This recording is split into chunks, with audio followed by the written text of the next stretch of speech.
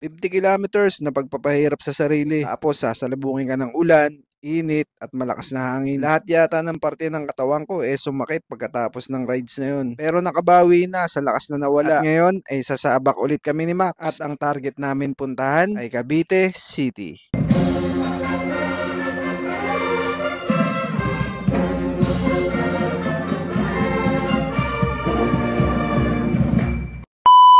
Bago mag 5:30 ng umaga, ay ready to take off na nga kami. Let's go!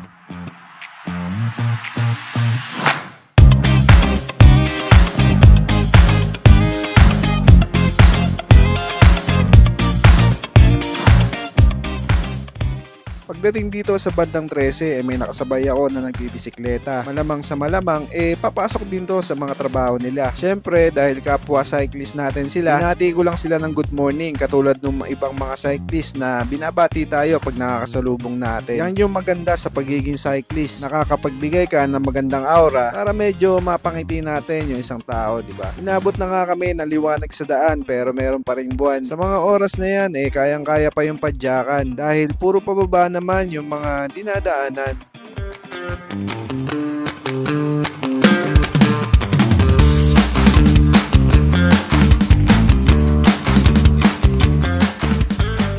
Pagdating dito sa may Maple Group Subdivision, medyo nagdahan-dahan muna ako ng takbo para mag-sightseeing dito. Buti na nga lang at binuksan nila ito sa public para makadaan yung mga motorista, makaiwas doon sa traffic sa mismong highway. Karamihan nga ng mga taga-upland ng Cavite, dito na nga dumadaan sa loob para iwas traffic. Maganda yung lugar na to mga boss, kaya kung naghahanap kayo na pwede pagtayuan ng bahay dito sa Cavite, isama nyo to sa magiging choices nyo. At sigurado magugustuhan nyo yung lugar na to. Tumigil lang ako saglit para picturean si Max. Para may remembrance sa mga unang beses na napuntahan. Pagkatapos nga niyan, umalis na din kami agad.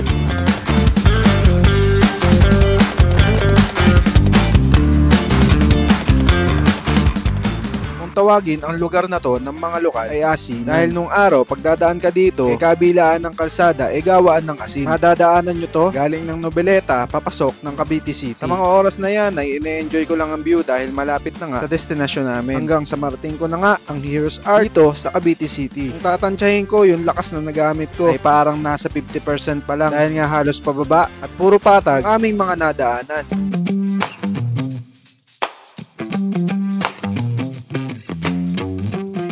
Sakto naman at may nadaanan pa kaming banda. Hindi ko alam kung anong activity nila, kaya nilampasan na lang namin. Ito ang loob ng Cavite City. Medyo masikip talaga yung mga daan nila dito. Maliit lang kasi na bayan to, pero grabe, napakadami ng tao dito. Gusto ko munang i-shoutout yung mga nag-comment dun sa episode 4 na ginawa natin. Siyempre, maraming salamat sa inyo sa panonood ng video at sa lahat ng nakakatapos hanggang dulo. Pagkatapos ko lampasan ng bayan, dumaan muna ako dito sa bilihan ng pandesal. Ito naman yung boulevard dito sa Cavite City. Ito yung madalas tambayan ng mga nag-exercise dito. Madami ditong nagja-jogging, nagwo-walking, nagsusumba. Lahat makikita nyo yan pag umaga, mapa weekdays man o weekend. At sa gabi naman, madami kayong makikita dito na kainan. Halos lahat ng street foods, makikita nyo rin dito pagsapit ng gabi. Sa bandang unahan naman yan, makikita nyo ang sa Monte Park. Yan maraming tambayan, nandyan yung basketball court nila. Syempre, ang City Hall ng Cavite City. Yon, at nakarating na kami ni Max. Paano mga boss? Salamat sa panonood. Hanggang dito na lang. Peace to all.